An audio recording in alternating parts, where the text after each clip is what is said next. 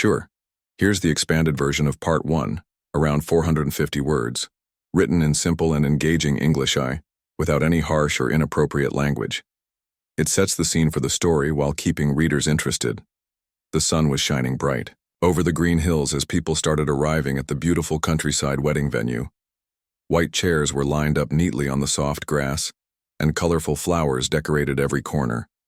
A string band played soft music, and everyone looked elegant in their suits and dresses. The air was filled with excitement and joy. Today was Mark's big day. Mark had been dreaming of this moment for years. He was marrying Lena, the love of his life. They had met in college, fallen in love slowly, and now they were ready to start a new life together. Everyone who knew them said they were perfect for each other, kind, strong, and always helping others. Family and friends had traveled from far and wide to celebrate with them. Among the guests stood Daniel, Mark's younger brother. While everyone smiled and laughed, Daniel stood quietly near the back, watching the happy couple with mixed feelings.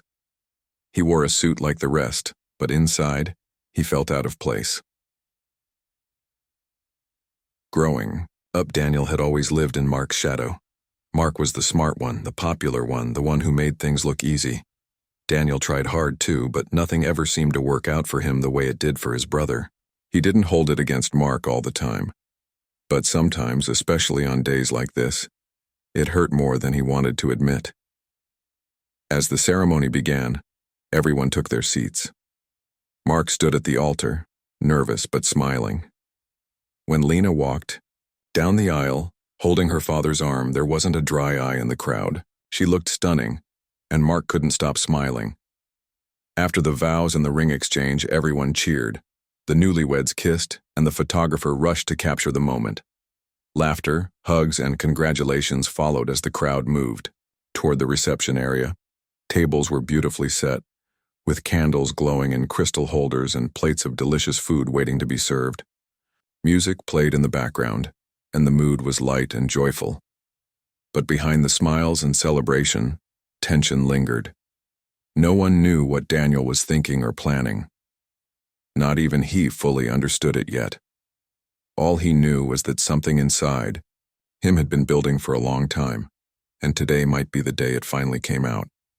Let me know if you'd like the next part expanded too. Of course, here's the expanded version of Part 2, written in simple, engaging English, about 450 words, and formatted without headings. It continues the story with drama and emotion to keep readers hooked. The celebration was in full swing.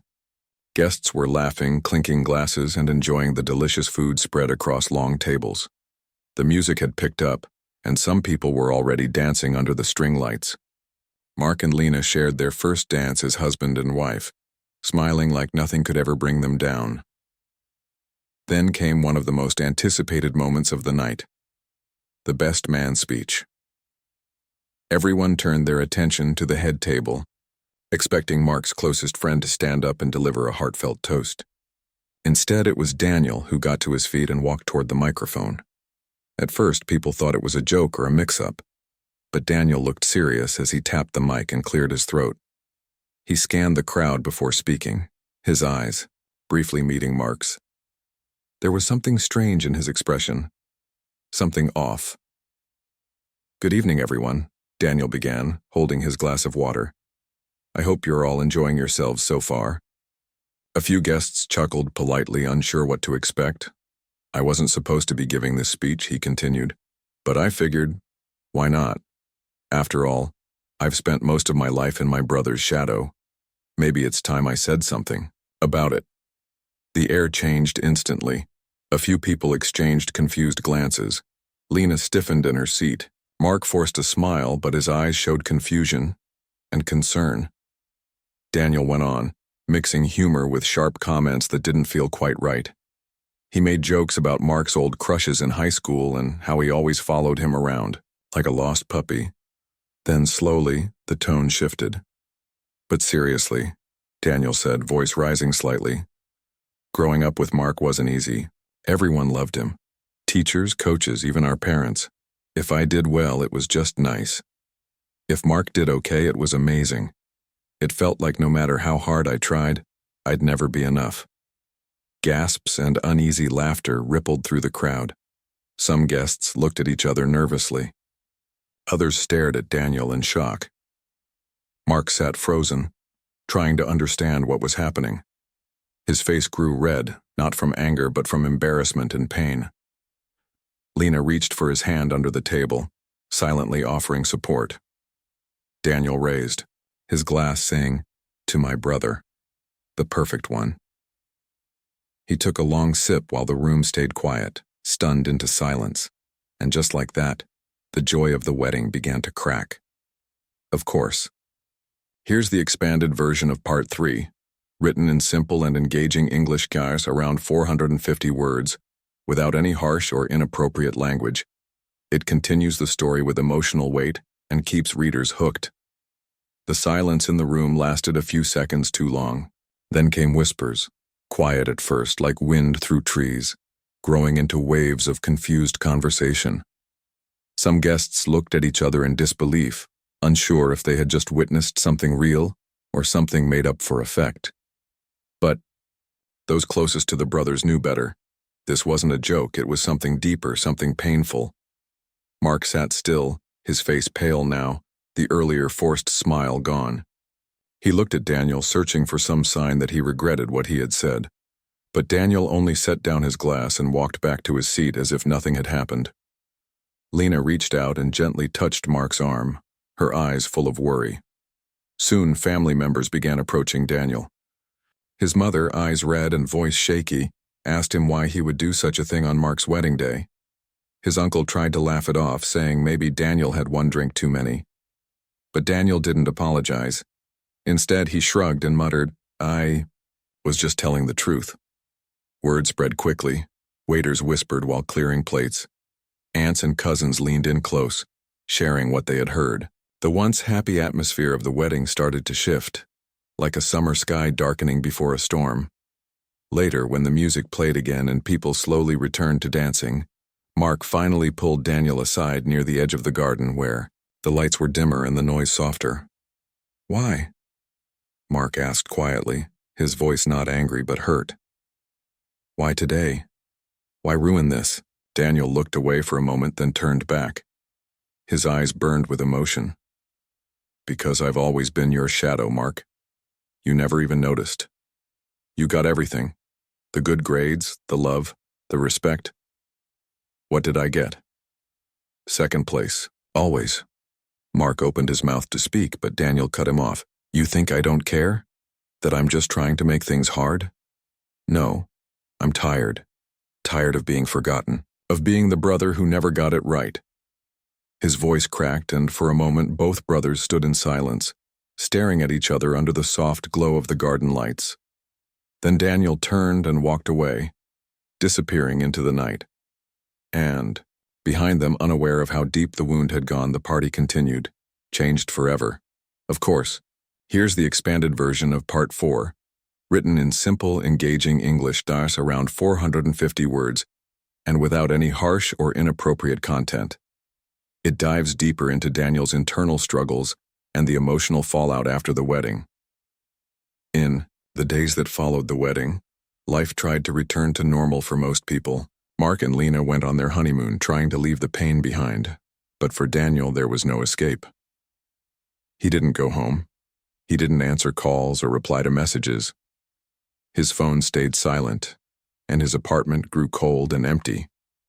Friends checked on him but found only quiet. Family members tried reaching out, but he had shut the world out. What they didn't know was that Daniel wasn't just angry. He was broken. A few weeks before the wedding, everything in his life had started falling apart. He had lost his job, not because he was lazy, but because the company had downsized. Then came the bills he couldn't pay, the arguments with his landlord, and finally, the lockout from his own apartment. He had been staying with friends, sleeping on couches, sometimes even in his car. Through it all, he kept smiling when he could, pretending things were fine, pretending he was okay. But deep inside, he felt like a failure. And when he saw Mark standing at the altar, so happy, so loved, so successful, something inside him snapped. That speech wasn't planned. It came out raw, messy, full of years of pain he never knew how to express. Now, alone, and with nowhere to go, Daniel began to spiral. He drank more than he should have. He stopped eating regularly. Sleep became impossible. At night, he would replay the scene over and over in his head. Weeks passed, then months. Mark and Lena returned from their honeymoon and began building their new life together. Friends sent gifts, family offered help, and slowly, a real home started to take shape.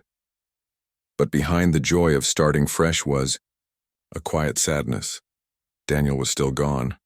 No one had heard from him since that night at the wedding. His phone went straight to voicemail. His apartment remained empty. Even his closest friends didn't know where he was. Some thought he just needed time. Others feared the worst. Mark tried not to worry too much at first. He told himself Daniel just needed space. But as the days turned into weeks, guilt began to creep in. Had he ignored his brother for too long? Was there something more going on than he realized? He remembered the look in Daniel's eyes that night, not just anger, but pain. Deep, hidden pain. One evening, after Lena had gone to bed, Mark sat, alone at the kitchen table, staring at his laptop screen. He typed Daniel's name into the search bar, hoping for some sign, a social media post, a job listing, anything. Instead, what he found made his heart sink. A short article from a local news website showed up. It wasn't about Daniel by name, but the details were close enough to shake him. A man matching his description had been seen sleeping in a car near a small park. Someone had called the police when they thought he looked unwell. The officers had spoken to him briefly before letting him go. Mark read the article twice, his hands trembling.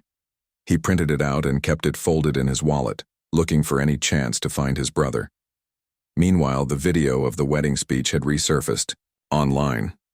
Someone had recorded it without permission and uploaded it with a dramatic title. Thousands of people watched it, sharing opinions, making jokes, and judging Daniel's actions.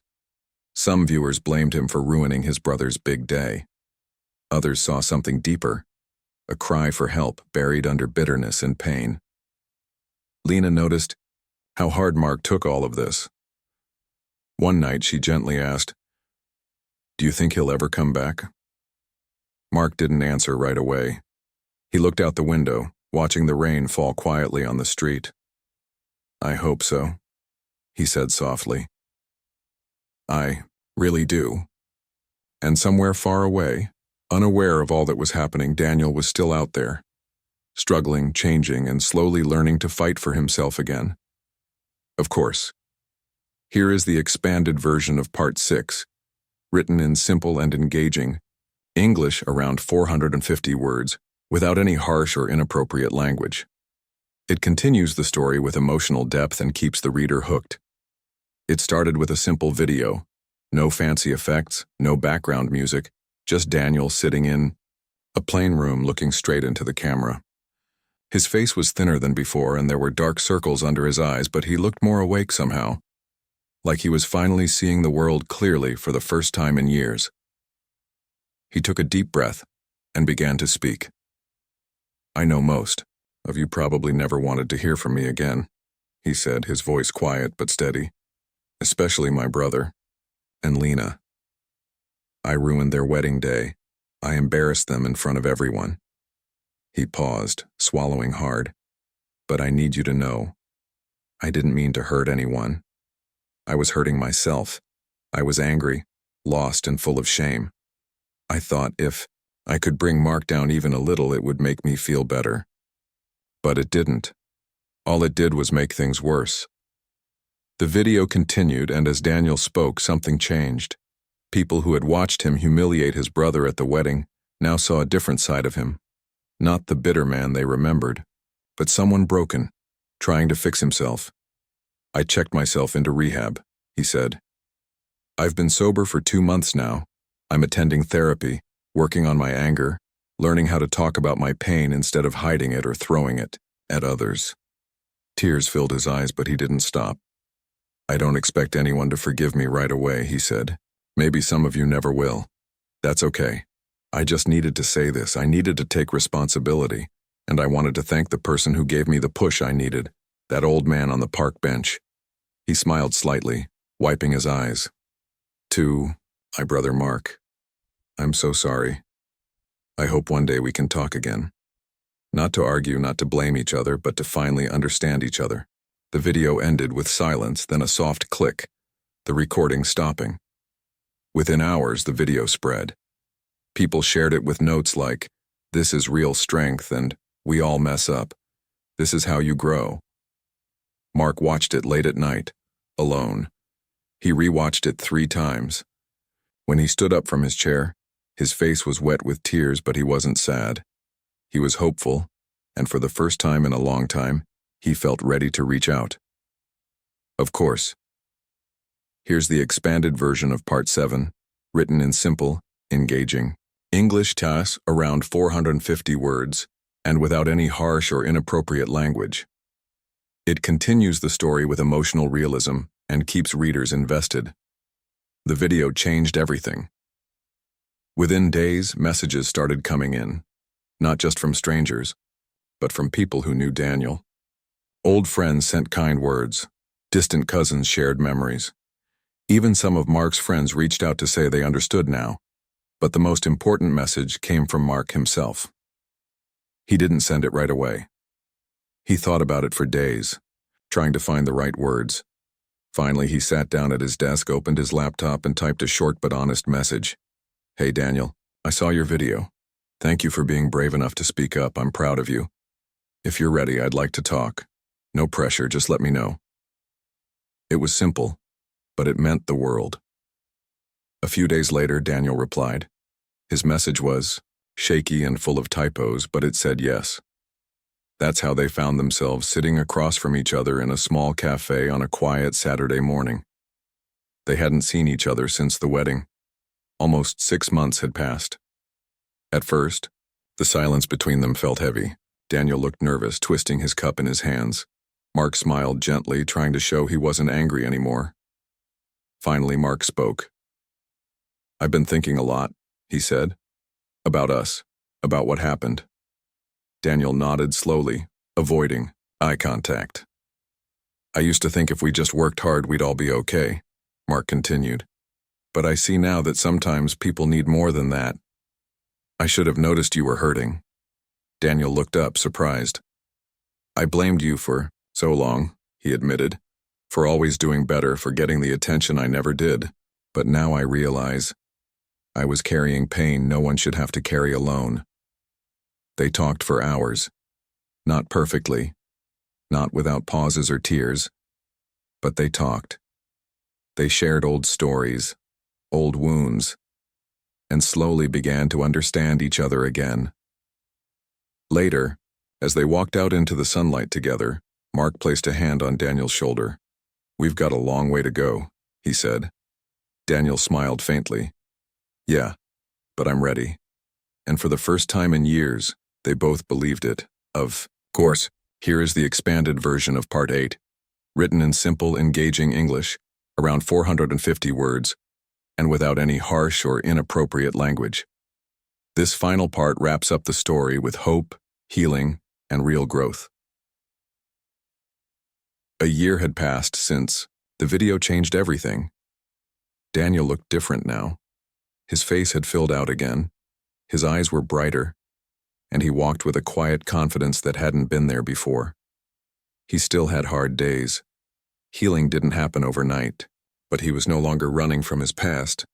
He was facing it head-on. He had found a job at a community center, helping young people who struggled with feelings much like his own.